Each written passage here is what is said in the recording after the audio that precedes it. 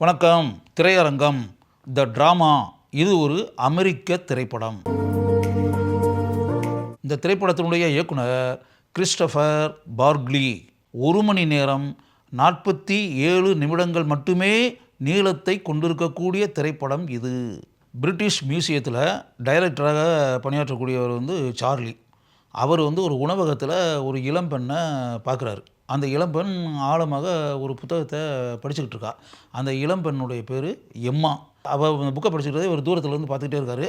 பார்த்துக்கிட்டே இருக்கிறவர் அந்த புத்தகத்தை ஒரு படித்ததில்லை, இருந்தால் கூட அந்த புக்கை படித்தது மாதிரி காமிச்சிக்கிட்டு அந்த பொண்ணுக்கிட்ட அந்த புத்தகத்தை பற்றி பாராட்டி பேசி அப்படின்ற மாதிரி ஒரு காரியத்தை அவர் செய்கிறாரு. இதில் சுவாரஸ்யமான ஒரு விஷயம் என்ன அப்படின்னா, அந்த இளம்பெண்ணுடைய ஒரு காது கேட்காது. அவங்க கருவியை ஃபிக்ஸ் பண்ணிவிட்டு அந்த புத்தகத்தை படிச்சுட்டு இருக்கா. இவ்வளோ நேரம் அவர் பேசிகிட்டு இருந்தார்ல, பேசினது எதுவுமே அவள் காதில் விழவே இல்லை. கொஞ்ச நேரத்துக்கு பிறகு தான் தனக்கு முன்னாடி ஒரு ஆள் நின்றுக்கிட்டு இருக்காரு அப்படின்ன உடனே அவள் ஆச்சரியத்தோடு பார்க்குறா.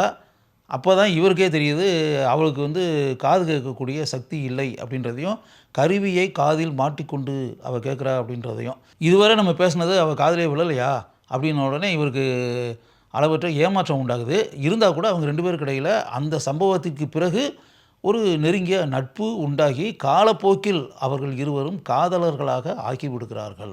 ஆழமான காதல் அவங்க 2 பேருக்கு இடையில் உண்டான பிறகு அவங்க 2 பேரும் திருமணம் செஞ்சுக்கலாம் அப்படின்ற முடிவுக்கு வர்றாங்க.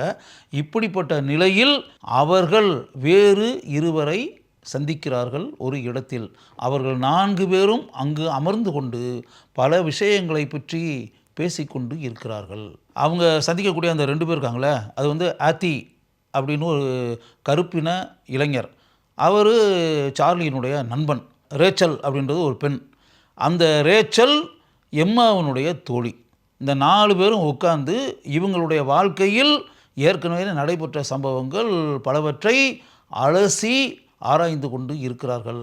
அப்போது இதற்கு முன்பு வெளியே தெரியாத ஒரு உண்மை தெரிய வருகிறது. அது என்ன அப்படின்னா, பல வருடங்களுக்கு முன்னால் ஒரு துப்பாக்கி சுடும் சம்பவம் நடைபெற்று இருக்கிறது. துப்பாக்கியை எப்படி சுடுவது என்ற பயிற்சியில் எம்மா ஈடுபட்ட நிலையில் அவளே எதிர்பாராத ஒரு விபரீத சம்பவம் நடைபெறுகிறது. அந்த விபரீத சம்பவத்திற்கு பின்னால் அவளுடைய வாழ்க்கையில் எப்படிப்பட்ட பாதிப்புகள் உண்டாகி இருக்கின்றன என்பதை அவள் தனக்கு முன்னால் அமர்ந்திருக்கக்கூடிய அவர்களிடம் கூறுகிறாள். அவள் அப்படிப்பட்ட அதிர்ச்சி தரக்கூடிய சம்பவத்தை கூறிய பிறகு ரேச்சலிடம் ஒரு மிகப்பெரிய மாற்றம் உண்டாகிறது. அந்த மாற்றத்தால் அவர்கள் இருவருக்கும் இடையே இருந்த உறவில் மிகப்பெரிய விரிசல் உண்டாகிறது. சாதாரணமாக நட்பு ரீதியாக பேசிக்கொண்டிருந்த ஒரு இடத்தில் அவர்களுக்கு இடையே இப்படிப்பட்ட எதிர்பாராத விரிசலும் பிளவும் உண்டாகிறது என்பதை பார்க்கும்போது நமக்கே எதிர்பாராத அதிர்ச்சி உண்டாகிறது. அப்படிப்பட்ட நிலையில் எம்மாவிற்கு எப்படிப்பட்ட அதிர்ச்சி உண்டாகி இருக்கும், சார்லிக்கு எப்படிப்பட்ட எதிர்பாராத அதிர்ச்சி மனதில் உண்டாகி இருக்கும் என்பதை நீங்களே யோசித்து கொள்ளுங்கள். இவற்றையெல்லாம் தாண்டி சார்லிக்கும் எம்மாவிற்கும் இடையே நடைபெறக்கூடிய திருமண நாள் வருகிறது. அந்த திருமணம் நடைபெறக்கூடிய இடத்தில் அவர்களே ஆச்சரியப்படக்கூடிய அளவிற்கு, அதிர்ச்சி அடையக்கூடிய அளவிற்கு பல சம்பவங்கள் நடைபெறுகின்றன. அந்த சம்பவங்களால் சார்லி எந்த அளவிற்கு தாக்கப்படுகிறான், பாதிப்பிற்கு ஆளாகிறான் என்பதை நாம் காட்சிகளாக பார்க்கிறோம். அதை தொடர்ந்து சார்லி, எம்மா இவர்கள் இருவருக்கும் இடையே எப்படிப்பட்ட விரிசல் உண்டாகிறது என்பதை பார்த்து நமக்கு மனதில் மிகப்பெரிய கவலை உண்டாகிறது. படத்தின் இறுதி காட்சி அதே உணவகம், அதே சார்லி, அதே எம்மா. சார்லியும் எம்மாவும் எதிரெதிரே அமர்ந்து கொண்டு ஒருவரை ஒருவர் பார்த்து கொண்டு இருக்கிறார்கள். அவர்களுக்கிடையே ஆழமான மௌனம் நிலவி இருக்கிறது. அப்படிப்பட்ட சூழலில் அந்த 2 கதாபாத்திரங்களும் எப்படி நடந்து கொள்கிறார்கள் என்பதை நாம் ஆர்வத்துடன் பார்க்கிறோம். அப்படிப்பட்ட அந்த காட்சியுடன் இந்த திரைப்படம் முடிவடைகிறது.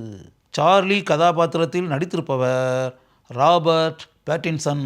ஏராளமான படங்களில் நடித்திருக்கக்கூடிய இந்த அனுபவ நடிகரின் நடிப்பு எந்த அளவிற்கு சிறப்பாக இருக்கும் என்பதை நாம் கூற வேண்டிய அவசியமே இல்லை. சார்லி கதாபாத்திரத்திற்கு தன்னுடைய மிகச்சிறப்பான நடிப்பு திறமையை இவர் வழங்கி அந்த கதாபாத்திரத்தை நம்முடைய மனங்களில் ஆழமாக பதிய வைத்திருக்கிறார். ஜெண்டாயா இவர்தான் எம்மா கதாபாத்திரத்தில் நடித்திருக்கக்கூடிய நடிகை, அனுபவ நடிகை. இவருடைய நடிப்பு எந்த அளவிற்கு ஆழமாக அந்த கதாபாத்திரத்தில் இருக்கும் என்பதை நம்மால் இயல்பாகவே புரிந்து கொள்ள முடியும்.